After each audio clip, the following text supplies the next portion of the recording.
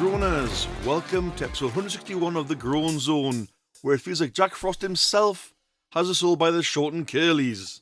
It's been a real cold one this week, and both transport issues and weather have been battering the northeast of England.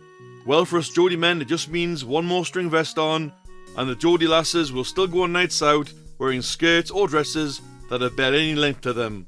Can't help feeling the cold this year though. What have we got on the show to help us light the groan fuel fire to show Mr. Frost he can do one? Well, we have numerous sections and of course a lineup of games. Your games for this week are Talking Nonsense, Gimme Da Question, the 5-point countdown, and What the Hell Is This? But unfortunately, we don't have an audience groan. Come on, groaners, send them in. The email will be coming at the end of the show. Before the show gets frozen to a halt, let's try to break the ice with my groans. Shorts in freezing cold weather. I'm sure I've mentioned this before, but why in the juice would you want to wear shorts in the recent freezing weather? I get people have medical issues and need to air their legs, but if you're fit and able, what in the blue hell are you doing then moaning you are cold with your bare legs on shore in shorts? If it's minus temperatures, put some decent leg wear on. Localised trains reduced or cancelled due to the snow. You would think in the modern day, transport would have ways and means around bad weather. Why do we, the customer, have to suffer? Just make trains run normally by clearing the lines repeatedly and keeping them heated instead of letting them get blocked. Does that sound too hard to do? I'm sure we could do that. Quite possibly. Panicking in bad weather. Right, it's not the apocalypse and we aren't all going to have to evacuate the country or the planet. Just because we have a mere dusting of snow or rain, heavier than usual, people flock to the supermarket, etc. and clear the shelves. Don't do this. We'll all be fine and there's no need to wipe out the stocks in local stores. Those were my groans this week, broken down into little ice cubes fit for melting. Moving away from groans, we play our first game, which is Talking Nonsense. You all know this one, groaners. I give you gibberish, you make sense of it to score points. Good luck. Round 1. You need one of these in a car to pass safety laws. Your nonsense is an garbage. Pause here, groaners. Have a little think. Answer, then unpause. Round 2. This is a type of martial arts kick. It does have more than one name, but I only want one name for this part of the show. Your nonsense is a swat. Pause here, groaners. Have a little think. Answer, then unpause. Last round, round 3.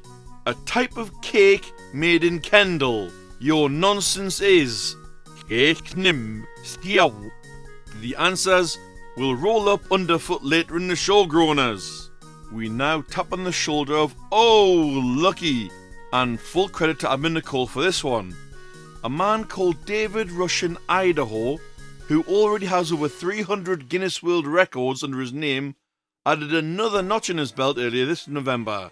He was definitely feeling lucky when he caught a scoop of ice cream on a cone from a distance of 55 feet and 5 inches.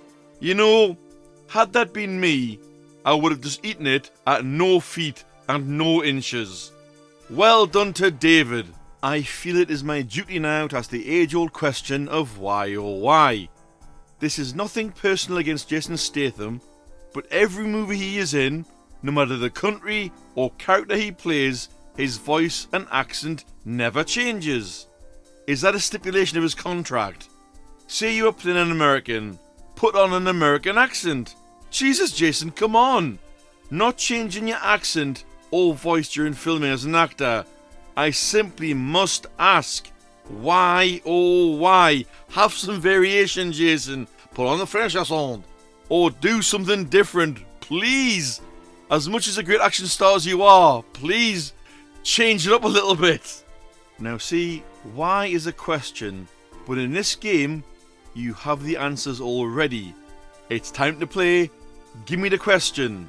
Round 1, Walcott is your answer. Your questions are: A. Who did Rocky Marciano beat in 1952 to become a boxing champion? B. What was the first name of the Brazilian goalkeeper who let no goals in the net in 1990 World Cup? Or C. What was the surname of the British fencer who won gold in the 1933 Olympics? Pause here, Groaners, pick your right question and then unpause. Round 2. Louis Le Prince is your answer. Your questions are: A. What was the name of the French premier who took France into World War I? B. What was the name of a French inventor who created the first ever film? Or C. What was the name of a French boxer who was ironically called king when fighting? Pause here, Groaners, pick your question and then unpause. Round 3. Buster Keaton is your answer. Your questions are: A. Who was an 1920s actor who did his own stunts? B. What were Michael Keaton's parents originally going to call him? Or C. Who was a member of the Canadian band The Keatons who sang the song Nobody True, which got to the number 30 in the Canadian charts? Pause here, Groaners, pick your question, then unpause. The questions will be provided for you later, Groaners, but now Admin Nicole takes us down to Creepy Corner. History Revealed is your story for this week. Robin sat in disbelief. He wasn't sure how to feel or what to think. He could tell Sean was being vague about certain things for a reason. He also knew just how horrified he was by what had happened. To think his own daughter would be involved in it all too, almost made him grateful for not being alive when this all happened too. Just then Sean stood up and went into the room where his wife was trying to help Carla. He whispered something in her ear, which had her sighing deeply, but she nodded. He then went to his son and placed a hand on his shoulder. It was all he needed to know before he too nodded and smiled a weak smile. Sean approached Robin and told him to follow him. Thornwood left the cove in his absence. He and Dawn promised he would be safe, so Robin asked Cove to look after Carla in his absence and assured him it wouldn't take long. There was a winding path leading into the woods that got darker and more dense the deeper they went. Robin was getting worried and questioned where they were going. Sean grabbed a hold of a lit lantern, one he leaves at that very spot so he would know there was truly no way out once he hit the spot. This was her safe zone now, and for everyone else, it depended on her mood. A break in the trees lit with small lights shining on an old hut. The windows were lit and shadows could be seen moving around. Sean stopped and took a deep breath before looking at Robin. "This is where I leave you. I'm sorry. I love my daughter, but well, you'll see. She was one of the first. I can't bring myself to see her. She may seem violent, but she's just angry and afraid. Prove to her you're not who she thinks you are," Sean said. Robin took the lantern and knocked on the old door of the cabin. The door creaked open and he cautiously stepped inside. It was only mere moments that one wrong step led to an arrow coming straight for him. If it wasn't for his reflexes, the arrow would have no doubt hit him. Vanilla stepped out of the shadows, sword in hand, ready to attack, but Robin immediately tried to reassure her. He wasn't who she thought he was. Vanilla was visibly distressed. Her snow-white hair had streaks of black running through it. The fear on her face clearly ran far deeper than what he could see. "It was them who did this to you, wasn't it? I'm not with them. They made me, yes, but I just needed help keep my family safe. Please, can you tell me what happened? Your father said you would tell me what happened there," Robin asked. The girl sighed, but sat in a chair near the window. She looked at Robin to sit, but to also keep his distance for both of their sakes. "I'm known as one of the first, but I was in fact number 2. Number 1 was my best friend. She was eaten by Project Zero. 000, as they called her. We had no names in that place, only numbers. Only numbers were needed to identify us. Once it was discovered that the DNA of animals could be used after the mice experiments, humans were needed next, to both experiment on and to take their DNA. Dad had no idea. I was kidnapped one day. He didn't even know until he went to leave himself and blew a hole in the floor. His floor, our ceiling. That's how he found me. He went mad with rage, and well, things happened, but we escaped thanks to him, she explained. Robin knew it was hard for her to talk, but he needed her to. He wanted nothing more than to stop for her, but he couldn't. If he was trying to find a way to end them for good, he needed to know everything, no matter how grotesque the truth may be. So he asked if she could keep going, to know what was done to her in that place. We were all given the DNA of varying animals. Unlike perfect specimens like you, we used to develop the technology that would later define what animals were better suited for what experiment. In the name of development, sacrifices had to be used in order to get where they needed to be. We were injected with so many things, cut open and stitched back together.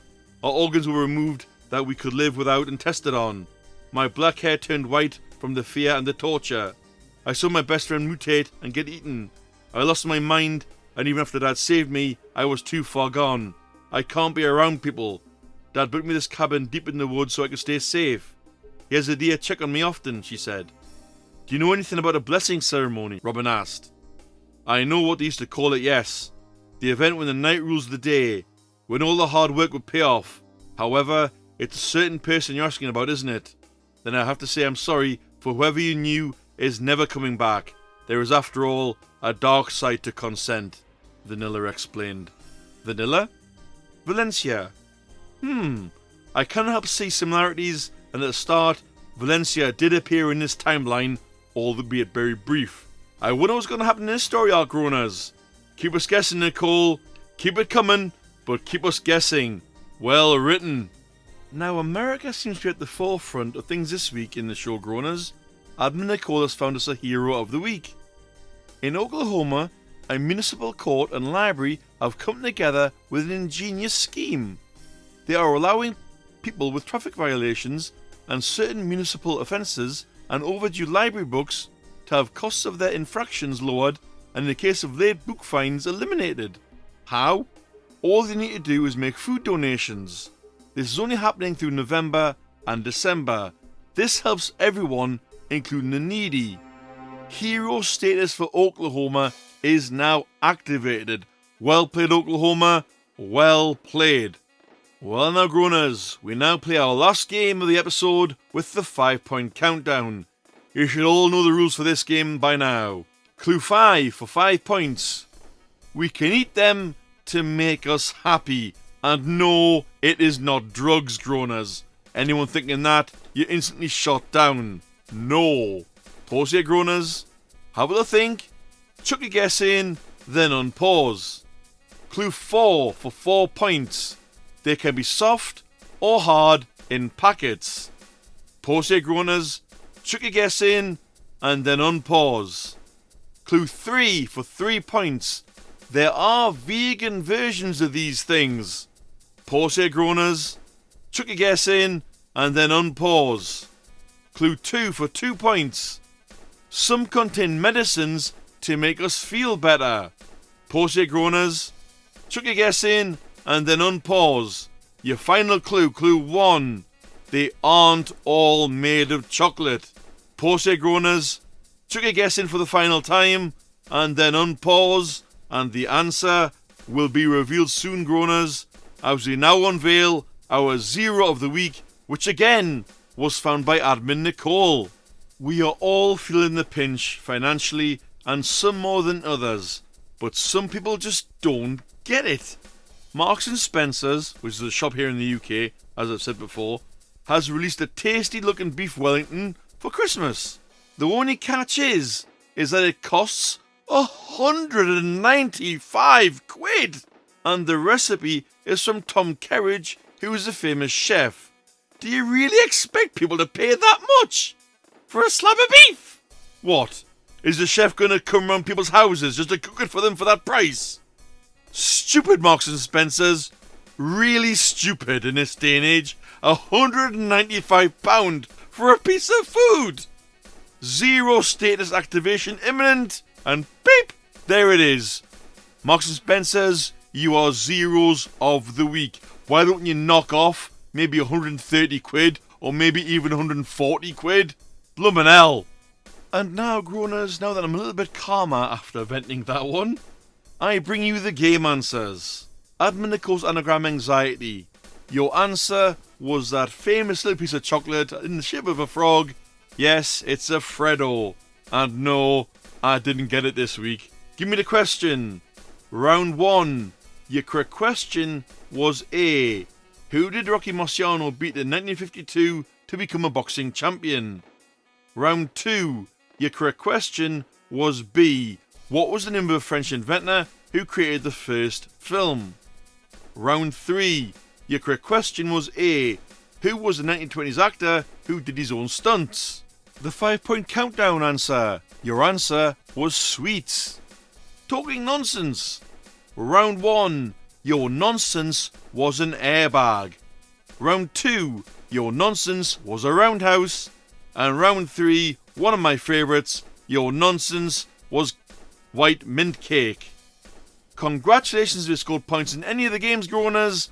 Well played to you. However, there is a game to tide you over until next week, and that game is What the Hell Is This?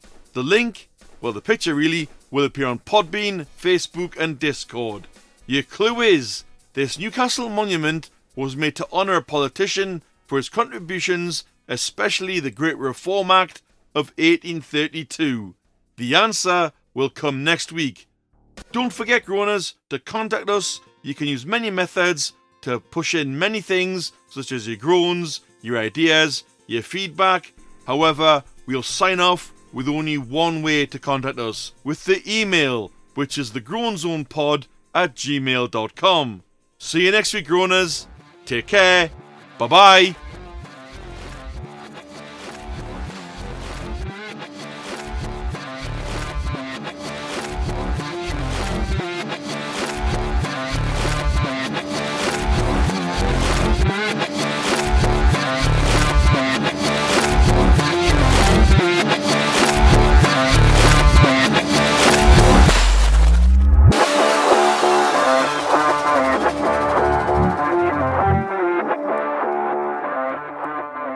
Robin knew it was hard for her to talk, but he needed it. Which is the Groan Zone email on the groanzonepod@gmail.com.